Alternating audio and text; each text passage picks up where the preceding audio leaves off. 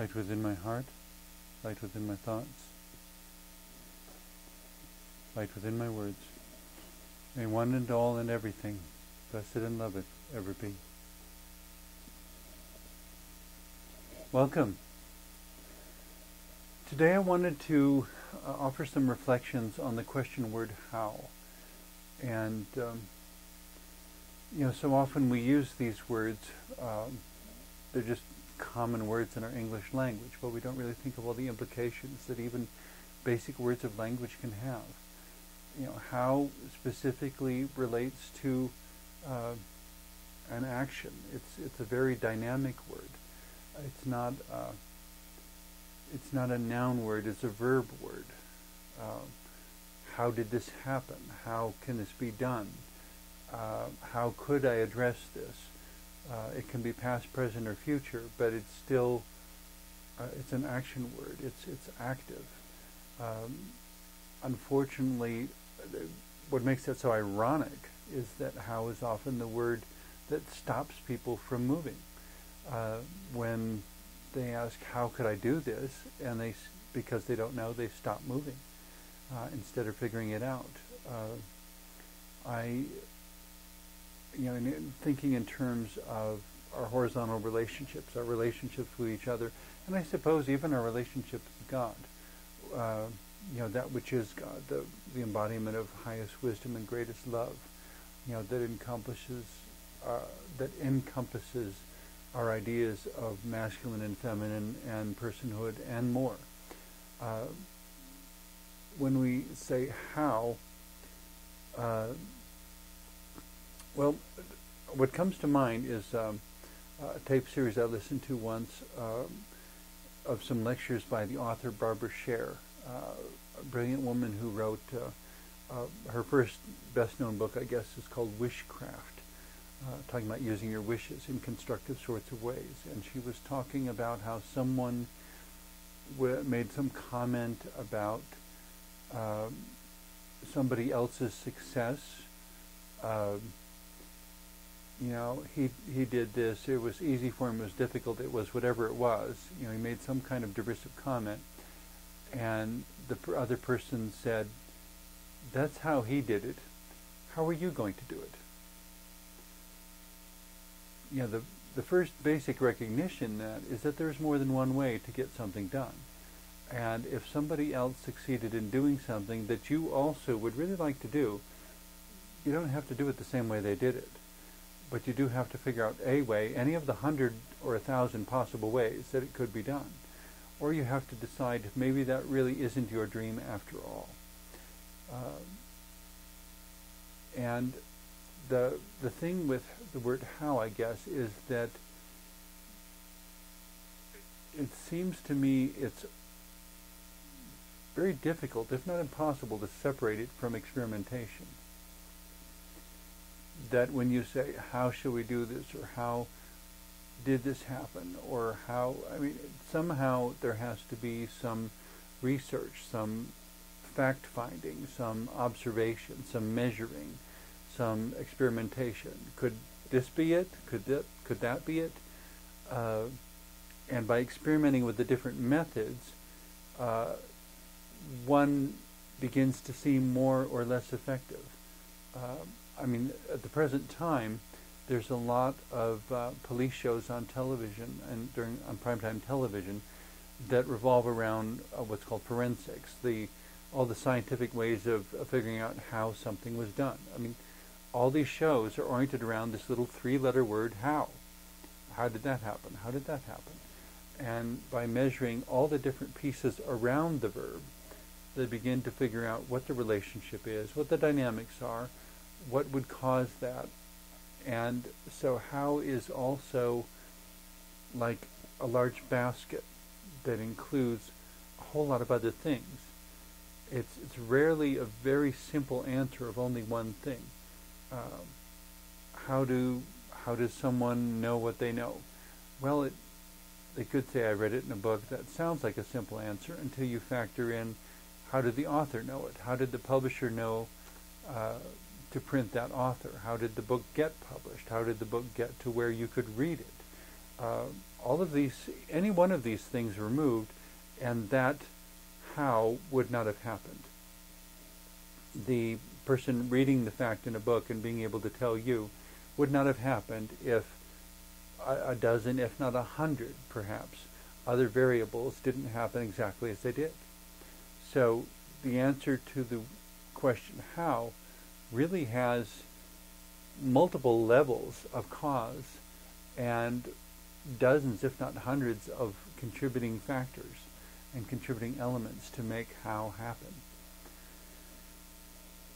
Once again, though, I find myself drawn to the question more than the answer. It's not so much how you answer the question word how as that you do. That I and you and everyone is willing to wrestle with this question in order to expand our horizon, expand our abilities, expand our knowledge, expand our perception, our understanding. To live as in more beautiful and expansive and wonderful and bigger ways than we ever have before.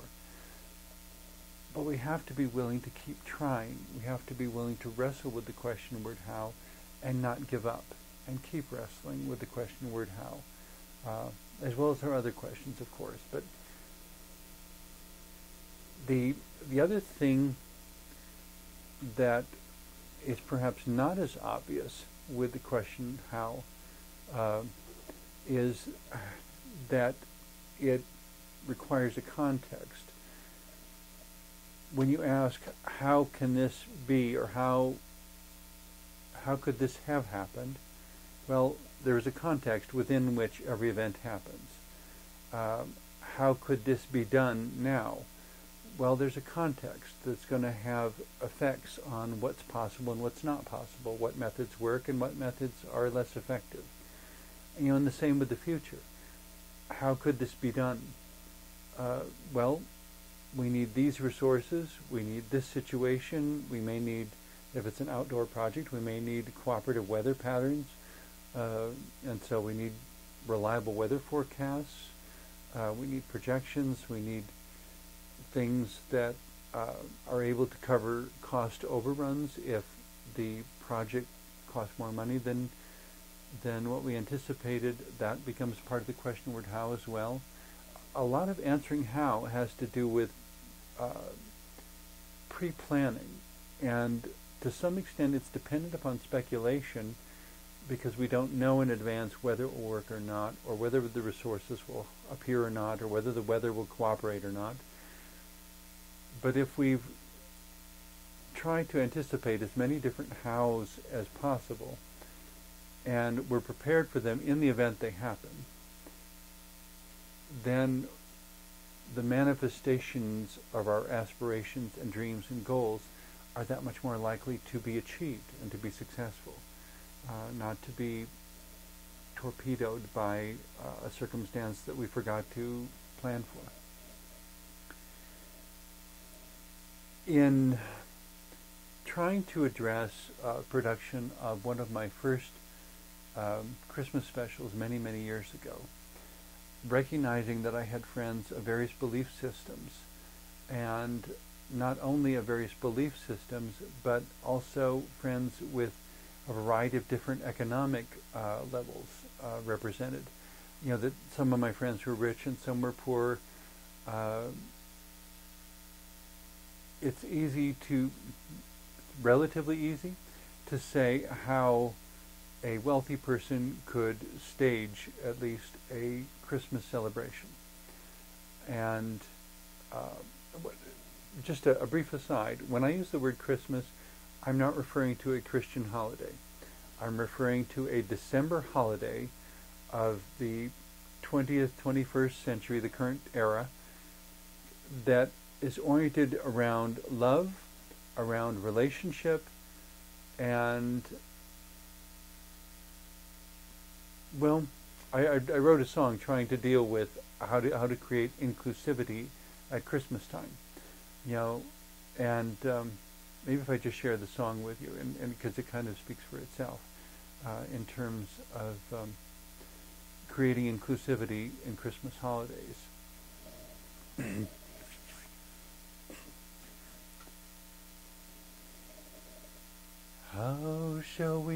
have Christmas? The mother asked her son. There's no money left to buy a tree, nor presents for anyone. Though we've worked so hard, it seems that it's all gone when day is done. So how shall we have Christmas? The mother asked her son. How shall we have Christmas? The question seems so odd, since my parents aren't religious and don't even believe in God, or the baby in the manger where kings and shepherds trod. How shall we have Christmas if we don't even believe in God?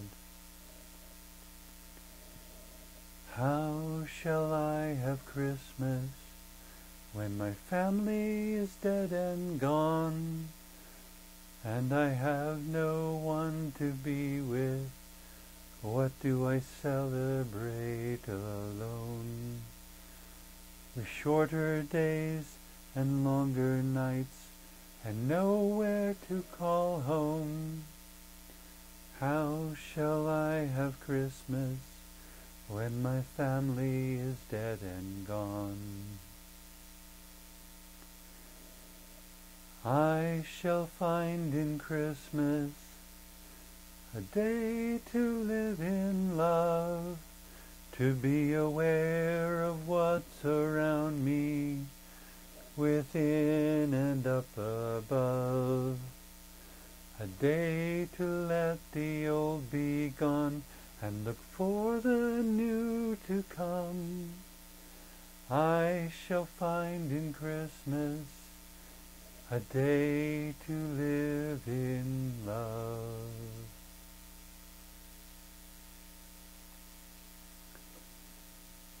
In some ways, although some people interpret the question how as a word that creates paralysis, I don't know how, so I'm not going to do anything. In some ways, the question word how is the most empowering because it holds within it the maximum number of possibilities. How can this be done? Well, there are probably 1,000 ways that it can be done. The question is, which way will you choose to do it? You can change the words, you can change the ritual, you can change the meaning. When we talk about the nativity, you may not be a Christian and you may still put out a Christian nativity, you may not be a Christian, but you may still put out a nativity set, a group of figurines.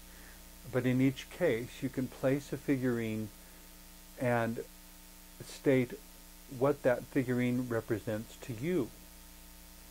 So my pagan friends, for example, could set out a nativity set and just say, this figurine represents the Divine Father, and place the figurine that's normally named Joseph. This figurine represents the Divine Mother, and place the figurine typically named Mary.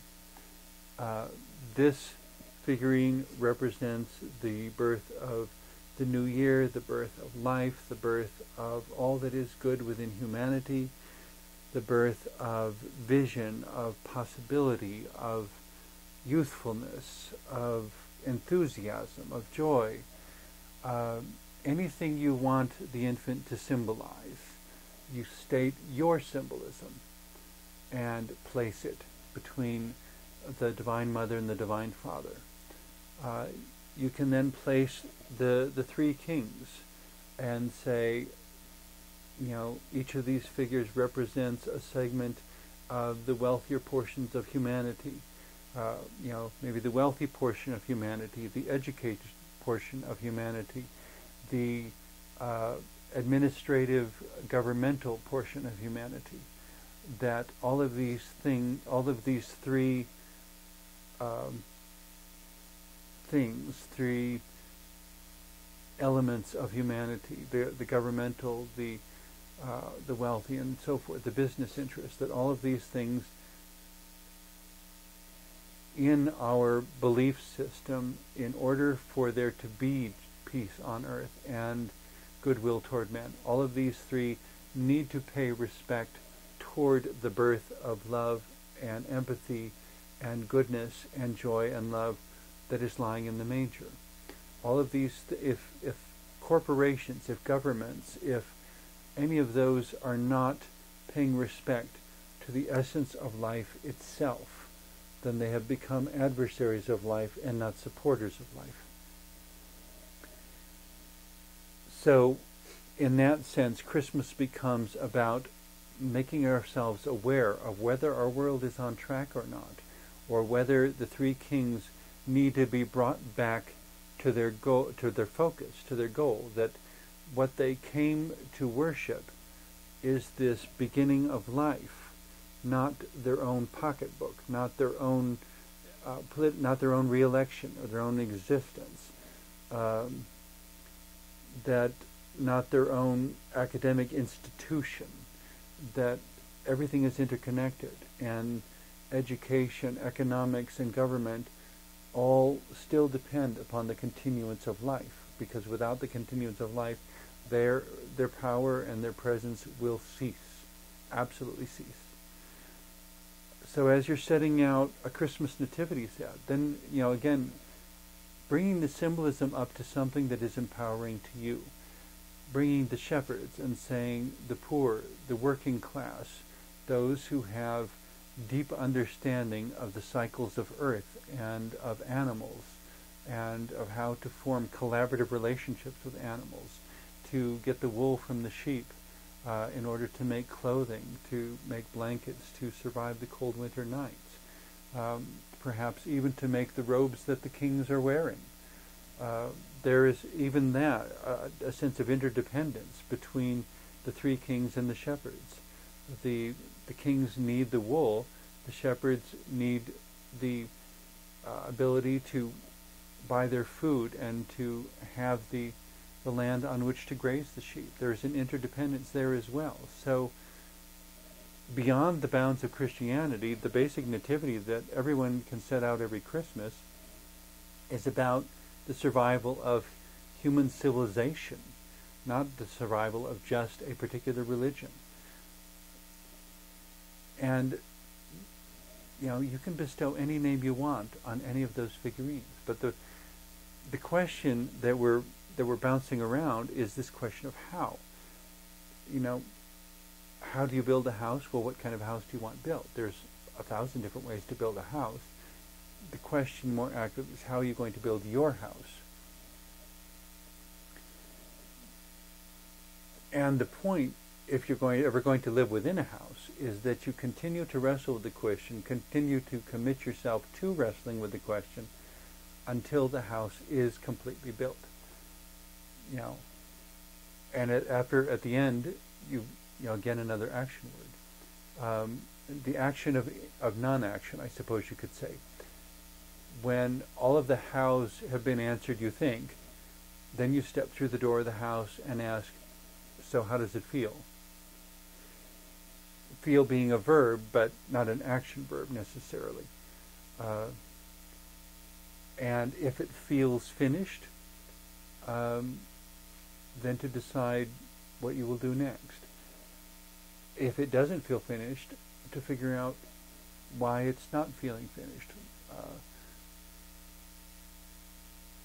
What does whatever feeling you feel motivate you to do next? In any case, so we're wrestling with the question word how. The dark side, there's a light and a dark side to everything, and of course the dark side of the question word how is that sometimes when you answer the question word how, the answer isn't available. The resources to do the answer aren't available. When the Titanic was sinking and someone would ask, how could everyone be saved? I want to believe that there were more inventive ways they could have employed, but people didn't act quickly enough because they didn't believe what was happening to them could ever happen. The problem, so from a certain perspective, and I realize I'm speculating here, and all the historians are probably going to disagree with me, and that's okay if they want to. Just my imagination of how we could have answered the sinking of the Titanic. If everyone had accepted the fact of it immediately, and then immediately begun wrestling with the question of, so how shall we save everyone on the ship? Well, first thing is find everything that floats, absolutely everything that floats, and begin creating the biggest raft the world has ever seen. Out of everything that floats, tying it together with belts, ropes, doesn't matter, whatever it is. As long as it floats, let's build the biggest raft the world's ever seen. And if everybody on the ship had worked together and everybody had begun addressing those sorts of things, I think it's a little difficult to insist that everyone couldn't have been saved.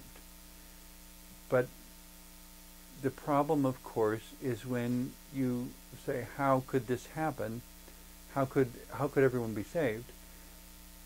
And you have people who don't want to try, who maybe they don't believe it's possible, maybe they don't value the people who would be saved. And it's tragic, and it's sad. And so the question word how doesn't always have a good answer, because it may lead you to the next question. How can this solution be found? Well, you identify a way that it can be found, and you hunt and you hunt and you hunt, and you cannot find any other way that it can be found, that the solution can be found, can be manifested, can be done. So then we have the unpleasant task of asking, how do we live with this not happening? And in the case of the Titanic, since we stumbled onto that example, certain of the rich people, I'm told, when they understood the ship was going down, there was no hope, decided that they wanted to choose their last moments and show how a rich man faced disaster. And so supposedly there were certain wealthy men who were on the Titanic who basically sat down at the table, had a glass of wine in their hands, and stayed where they were until the water came rushing in. That they faced it with composure and with their own sort of symbols of their affluence, I suppose you could say. That was the how they chose when other hows were not available because of lack of resources or a lack of cooperation. There will unfortunately always be times in life when we say, how can I get along with this person? Well, unless that person wants to get along with you, you can't, because you can only build a bridge halfway. How can there be world peace? Well, if there's going to be world peace, basically that means everyone has to agree that world peace is a good thing, and we all have to be part of the solution. If we're not all part of the solution, how can we have, then the question evolves into, how can we have as much peace as we can have without this or that person's cooperation? And, if you want to help someone who is brokenhearted over something and they're reproducing their brokenness into the lives of others, and you explain to them how they don't have to be the result of their past experiences, they don't have to be depressed, they don't have to be defeated, they don't have to be impoverished, but it's going to take working together. It's going to take joining hands with